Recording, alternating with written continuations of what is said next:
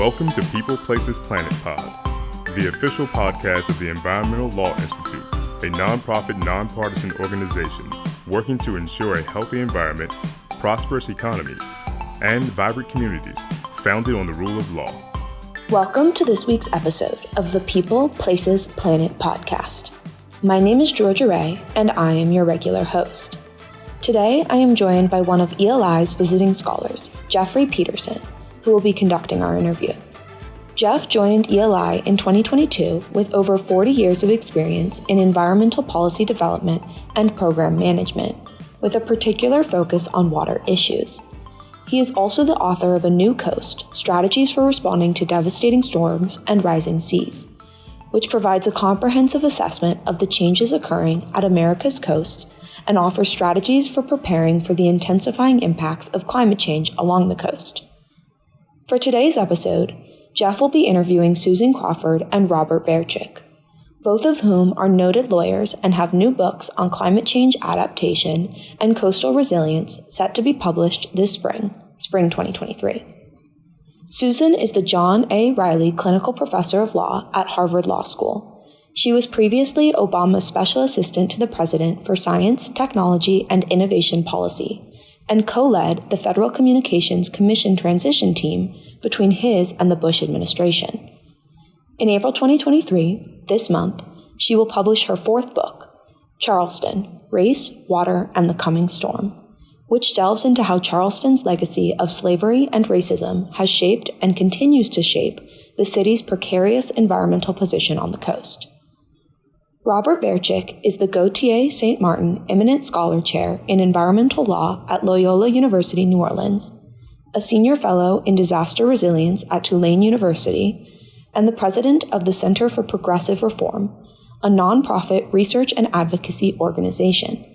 He has previously served in the Obama administration as Deputy Associate Administrator for Policy at the EPA, where he helped develop climate change adaptation policy and served on President Obama's Interagency Climate Change Adaptation Task Force. His fifth book, The Octopus in the Parking Garage: A Call for Climate Resilience, will also be published this April. In his latest book, Rob examines how we can adapt to address the climate change-related damage we have already caused and explores what resilience looks like, both historically and in the present.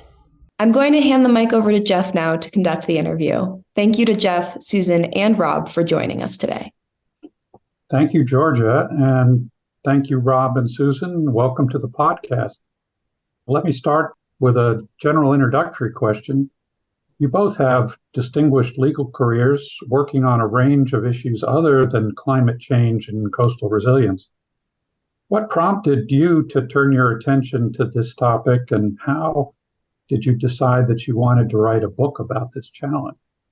Well, sure. The reason that I am working on climate resilience right now is because my house flooded during Hurricane Katrina. I live in New Orleans, and I, in fact, had just moved to New Orleans within the year of that storm hitting and the levees breaching. And I had always been writing about environmental issues. And in particular, I was interested in disaster issues. But when that happened, and I and my family went through it along with everybody else here in New Orleans, and really just saw firsthand so much of the struggle, my school at Loyola University actually created a disaster law clinic, which still exists to this day. And a lot of the work that I have been doing after that, I started working with some folks to develop the field of disaster law, to organize it. We have the first case book out in disaster law. And then I pivoted and said, the rest of what I do is going to be related to climate resilience and environmental law. And I'm so glad I did. And I'm really happy to be in this city where it's a living laboratory here in New Orleans.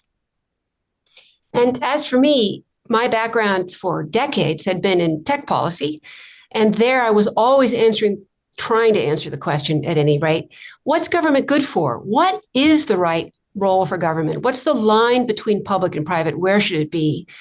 And it seemed to me that this particular question, the role of government in helping people make the transition from the climate we have now to the climate changes we're going to see rapidly coming to populations all across the globe in just a few decades, it seemed to me the most important question I could work on.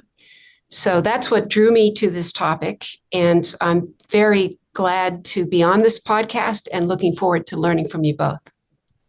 Well, jumping right into this whole challenge of coastal resilience and sea level rise, maybe both of you could give us your thoughts and background thinking on how big an issue is the sea level rise and coastal resilience challenge. And a lot of people have the idea that these coastal flood risks are far in the future. Are they right about that? These changes are already happening. And people should be noticing video of houses in North Carolina falling to the sea. Superstorm Sandy was more than a warning, as was Katrina.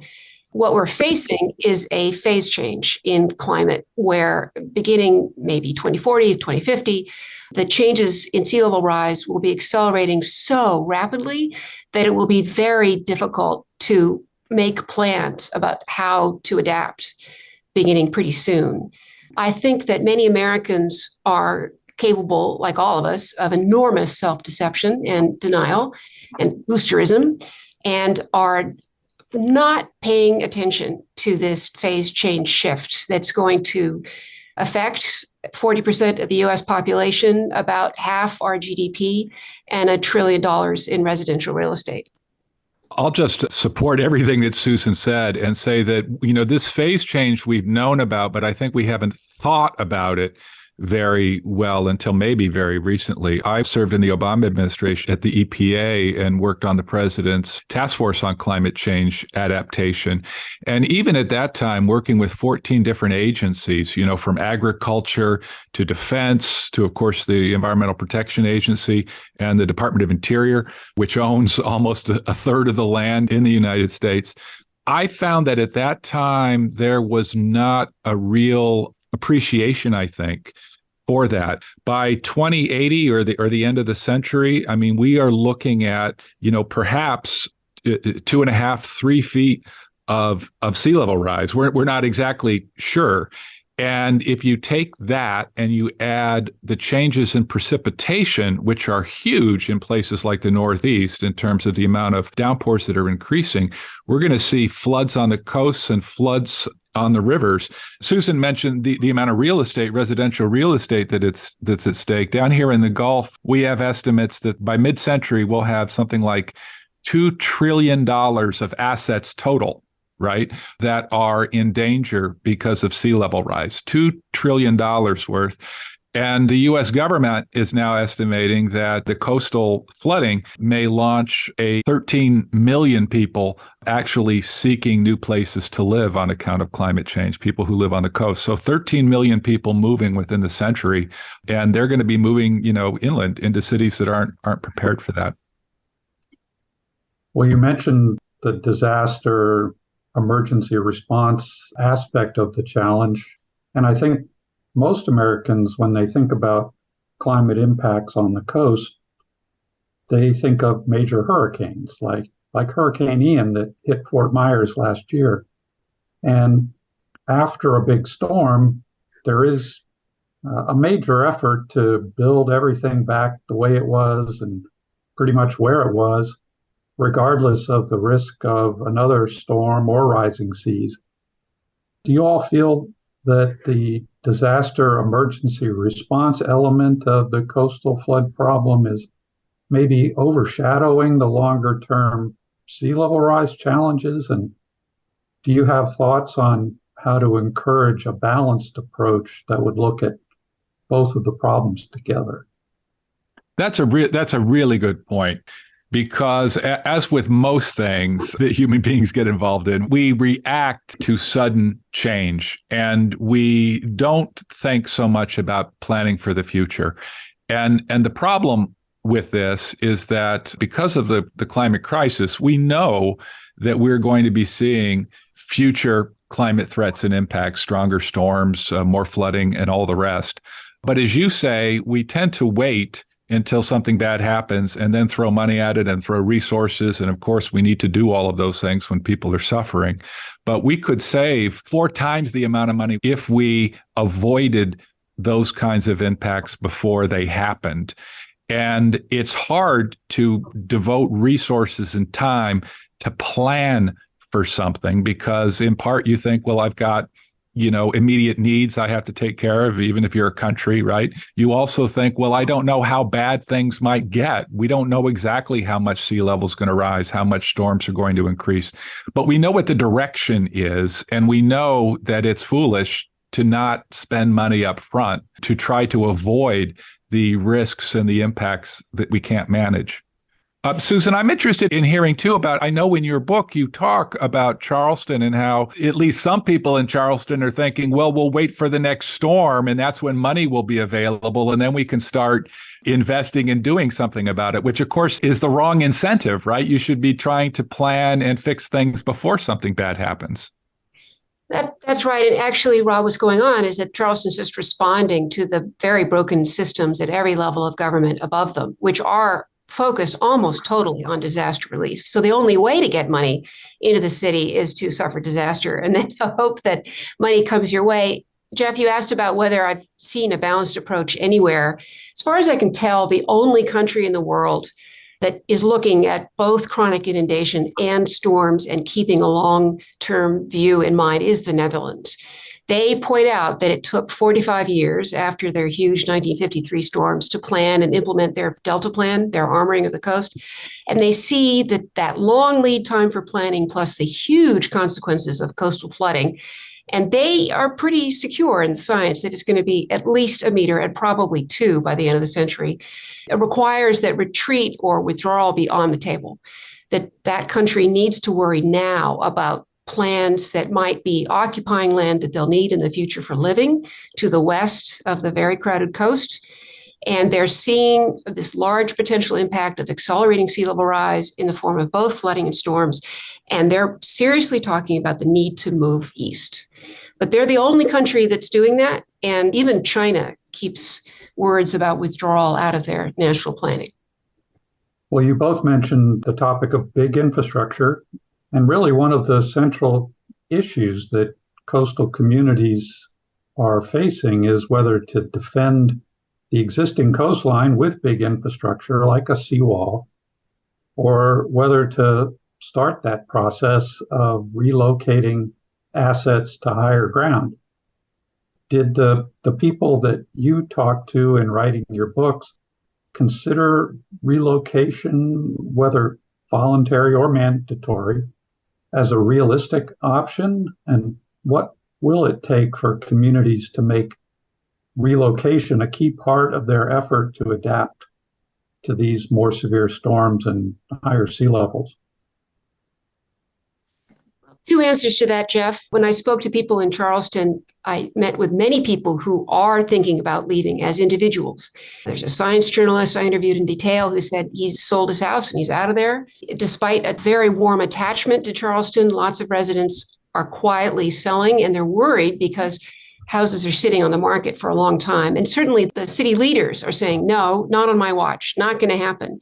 I recently spoke to the chief state resilience officer of a major Atlantic seaboard state who told me that he's met with many towns that are profoundly threatened by sea level rise.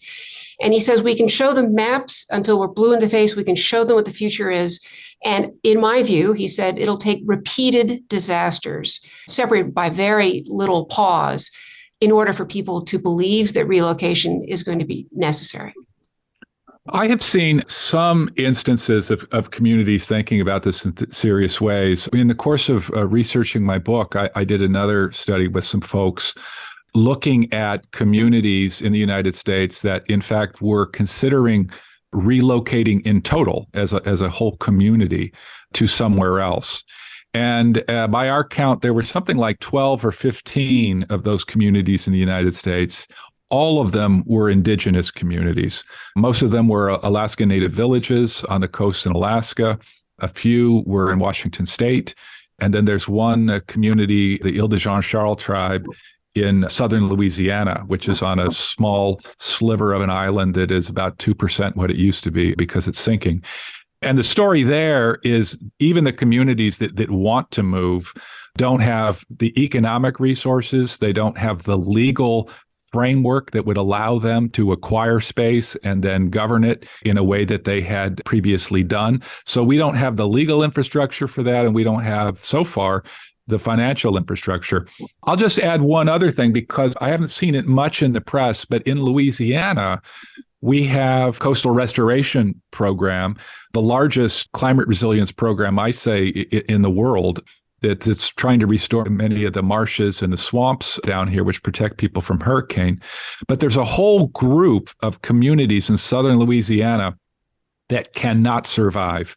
And because they don't have protection from levees, and because they're small and their resources are modest. And our state in this coastal restoration plan is devoting several billions of dollars to identify these communities and then encourage them in voluntary ways to move. And these communities are on maps that are marked for that. And it's one of the few places that I know of where a government is actually saying, here are places that we don't think we're going to be able to support by the end of next century. And these are places where we're encouraging people to move away from now, which is a horrible thing to have to consider, because these people have been there for many generations in some cases. But it may be the only way to do this in a humane way, as long as there is financial resources, as long as there are resources available and help. Well, you mentioned legal infrastructure, and we are on a Environmental Law Institute podcast, so I'm thinking that you both have legal backgrounds. I'm curious to hear your thinking on some of the legal challenges that may arise when addressing climate adaptation generally, and coastal storm flooding and rising seas more specifically. And how can we prepare for these challenges? And how do we need to shift our thinking to addressing these emerging issues? For example, do we need to rethink takings compensation for losses due to rising seas? Well, I'll start off here. I think that the legal challenge is tremendous, because existing law and existing programs at the federal level, state level, and local level don't support the kind of wholesale, holistic, thoughtful, compassionate, respectful, extremely well-funded effort we're going to need to help people make a grief-filled transition away from places they love. It just doesn't exist. All the programs up and down are directed in, all the arrows are pointing in the wrong direction. I would prefer not to rethink takings compensation, because that involves an enormous amount of litigation and waste of time and use of lawyers to bring individual piecemeal cases. We have never seen a collective problem as profound as the one that sea level rise is placing before us. And we will need to act almost as if we're on a wartime or emergency basis and reorganize a lot of existing legal structures to support the kind of community-based thinking that Rob's talking about on a very large scale. So from my perspective, it would be better to be planning up front administratively and in the executive branch to provide this kind of assistance, rather than litigating after the fact when a house or a business has fallen into the ocean. Yeah, I'll say something about the litigation side and the liability side, because I think Susan's making a really great point. I mean, first of all, it makes a lot of sense to avoid problems than litigating the damage afterwards. The problem that I see that we have in the United States is that there are very few incentives for governments to actually start planning in advance, unless they're threatened with some kind of massive liability. So, for instance, PG&E, right, in California, after those wildfires, some of which have been caused by transmission lines that were not properly maintained. It seems like the only way to get a utilities or that utility's attention was to raise this specter of billions of dollars or $1 billion in damages.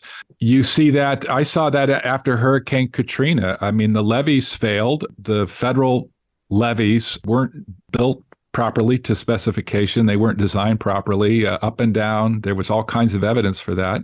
But there was no way to hold the federal government legally accountable because of certain kinds of immunities. In the very end, the city, or at least some residents of the cities who were damaged, tried to make takings cases by claiming that the water that flooded their areas was in fact occupying their land, and it was done by the government. That failed too. That was huge amounts of litigation, and I can't say that it's efficient.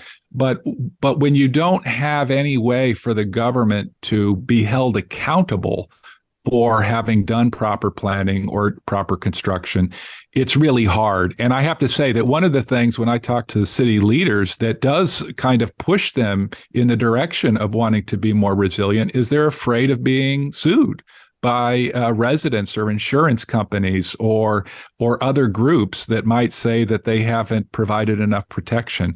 I feel kind of on both sides on that particular one because I agree with Susan that I think it's inefficient and in some ways unfair.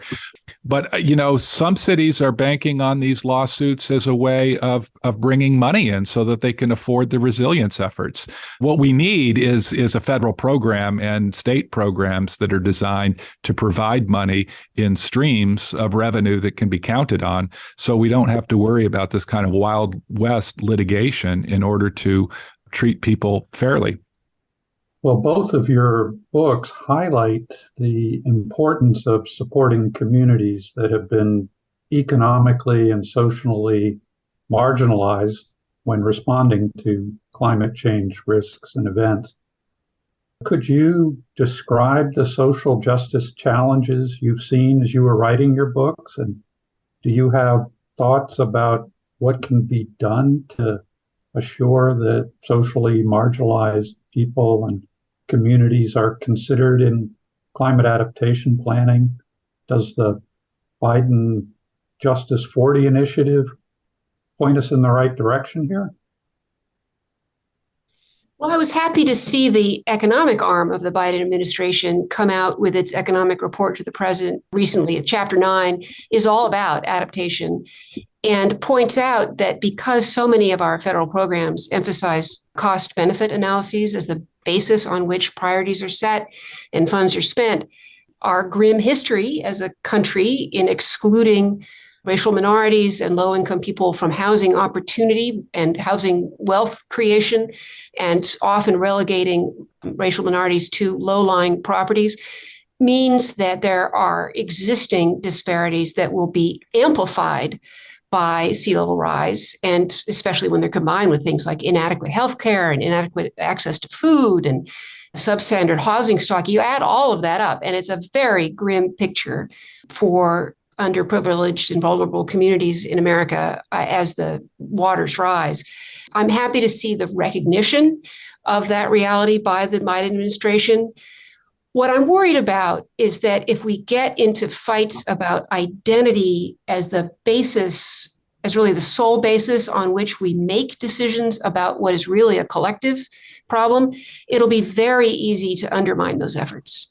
I would rather see this story be told as one of survival and economic prosperity for the country as a whole, and that everybody with a belly button deserves assistance, and that certainly we shouldn't structure programs according to existing cost-benefit analyses so that only wealthy and white residents of the United States do well, but that in fact there's a very large narrative of economic survival that's crucial here. I sometimes worry that by focusing too much on identity, we will lose the collective story here, which is a very dramatic one. That being said, my book is about the role of race in these issues, and I know how important it is and how amplified it will be by sea level rise.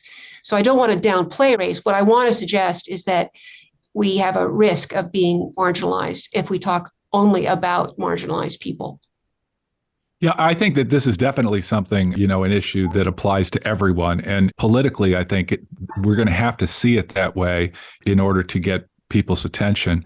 What's difficult, what that I find in various communities that I've looked at, is that there seems sometimes there's this idea where you think, well, there are some places that can adjust easily to climate change, or maybe not easily, but they can do it. And then there are other places where you're going to have to retreat. But often the dividing line between those communities is one of financial resources, right? So down here in southern Louisiana, there are communities that are protected by levees, including the one I live in New Orleans. And there are communities that are not protected by levees, including in the southern part of the state, some indigenous communities, which lobbied hard to get levee protection and didn't get it. They're small communities. There were all kinds of reasons that you might see to explain that. In Manhattan, they're talking about building a kind of a U wall that might possibly protect Wall Street and the Battery and the southern part of Manhattan Island because they've got the money to do it. Houston, Texas is talking about that. But there are other communities that just aren't going to have the wherewithal. And even in Louisiana, we're worried because after Katrina, we got the government's attention to build climate resilience into many of our programs. But now here in New Orleans, we're going to be competing against Miami and New York City and Houston and San Francisco.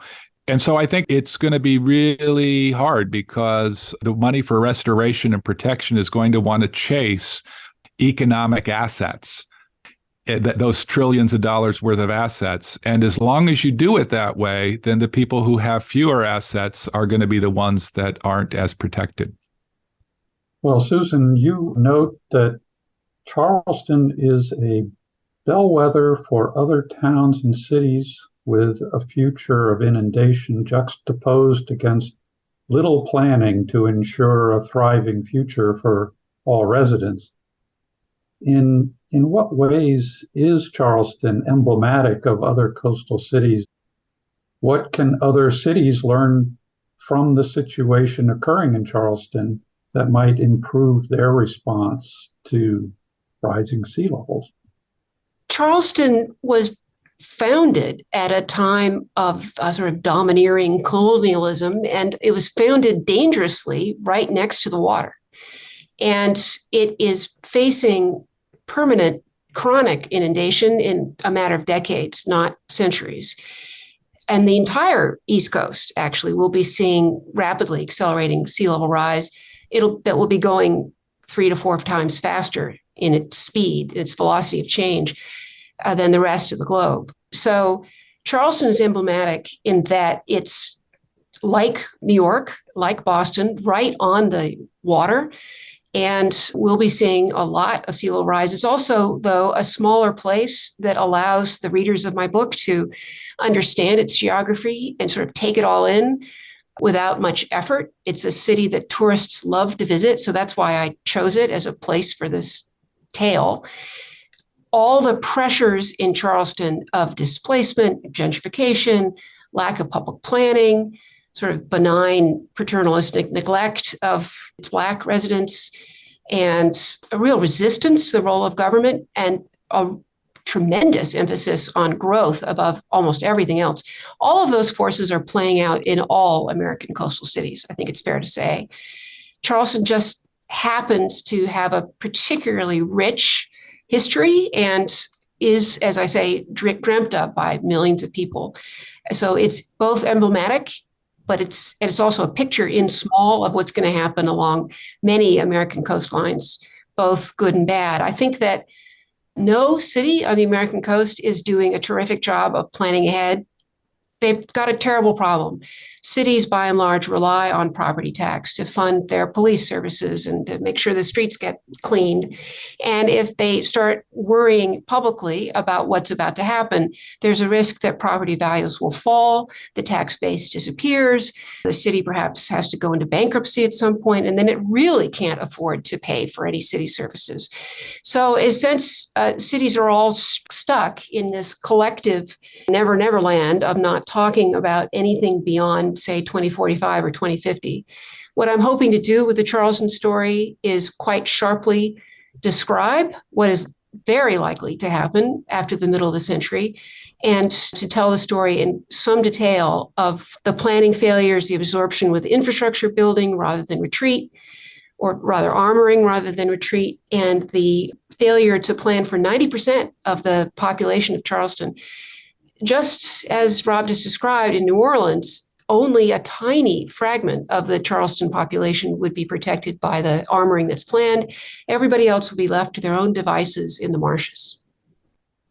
Well, Rob, the title of your book, The Octopus in the Parking Garage, certainly a provocative title, and it references an octopus that was found in a luxury condominium parking garage after a flooding event in Miami. Can you describe for us a little bit about why you chose this particular event to start your book and how it serves as sort of a symbol of our already changing climate? Well, I thought that it was a really interesting event. These photos of this octopus, which was found. I mean, what happened is the drain, the stormwater drain from the garage actually backed up and reversed because of a high tide and because of sea level rise on Biscayne Bay, and sort of burped out this octopus into the garage. And the guy, Richard Conlon, who discovered the octopus, he took a photograph of it on his phone, of course, and then it went viral. And when I saw that back in 2016, I co-wrote an op-ed for the Miami Herald, and I said, this is the symbol of climate change. You know, it is the 8-armed alarm bell, I think I called it. And what I was trying to do is I thought we'd seen enough of the polar bears, and we'd certainly seen enough of the damage that is so extreme that it just drives us into the fetal position, right? It just makes us paralyzed with anxiety. And I was looking for some kind of a story that would be a portal into talking about this without seeming terribly threatening. And the idea is, well, if you can't, keep octopuses out of your parking garage, what else, might you be incapable of? And I think that fear is real. When I tour on the book, I talk to people all the time who say that they're sort of anxious and paralyzed. We see this in surveys where something like 60% of people in the United States are concerned or alarmed about climate change, but the majority of those people don't even talk about it, right? And the reason they don't talk about it, even to people who are sympathetic, is that they're afraid and they don't know what to do. And so what I'm trying to do in my book is look at particular groups, communities, advocates, whether it's indigenous peoples on the coast, or whether it's a 15-year-old girl who's a master scuba diver who is working on coral restoration projects in Key West, or whether it is an environmental justice advocate in Cancer Alley trying to make chemical plants safer so that they don't spit up toxins during power outages, that there are people doing extraordinary work and moving the needle. It's not as far as the needle needs to go, but we can do something to become more resilient, both in our households, in our communities, as voters, and at the large scales of government in which this has to happen. And I think that if we don't see that we are capable of making things better, then we really will just crouch in the fetal position and say, I can't do anything about it. I'm not going to have kids. I'm not going to worry about it, whatever it is. The octopus was a way to, kind of gently move into the direction. There's a lot of hope in my book, but it's a deadly serious book because we're facing big issues. Well, thanks. I read a lot about climate change and coastal resilience, but I really want to say that both of your books are fascinating and offer new and really interesting insights into this problem. I can't recommend them highly enough. And fortunately, they're now available. And I thought I should give each of you a chance to just say a word about where our listeners can learn more about your work and purchase your books. Well, thank you, Jeff. Yes, mine is available at Charleston, Race, Water, and the Coming Storm at your local independent bookstore now. And I'll be talking about the book in Boston and New York and Washington and Charleston, and on any podcast that wants to have me, and in any city that wants to have me. I think it's a fascinating story. My book tries to be sort of common ground of coastal sea level rise, focusing on the lives of Black residents of Charleston, South Carolina. So thank you very much for the opportunity to talk to you. Yeah, in my book, Octopus in the Parking Garage, A Call for Climate Resilience, it's now available online. It's being sold in bookstores here in New Orleans, but I think it's going to be in independent bookstores everywhere and starting about April 11th. And I have been doing a bit of a book tour. I have going to be in Octavia Books in New Orleans, going to be at the Harbor Bookstore in Cambridge, Lost City Books in Washington, D.C., Books and Books in Miami, in New York City, and Las Vegas and Seattle later on. Okay, well, that's great. I just want to say thank you very much for your very thoughtful and helpful discussion of these questions. And I hope our ELI listening audience finds this as fascinating and interesting as I did. So thank you again. Thanks so much. Thank you so much, Jeff. Thank you for tuning in to People, Places, Planet Pod, brought to you by the Environmental Law Institute. We would like to hear from you, so please send us your questions, comments, and ideas to podcast@eli.org. And if you're interested in learning more about our work, attending one of our events, reading our publications, or becoming a member, please visit our website at www.eli.org.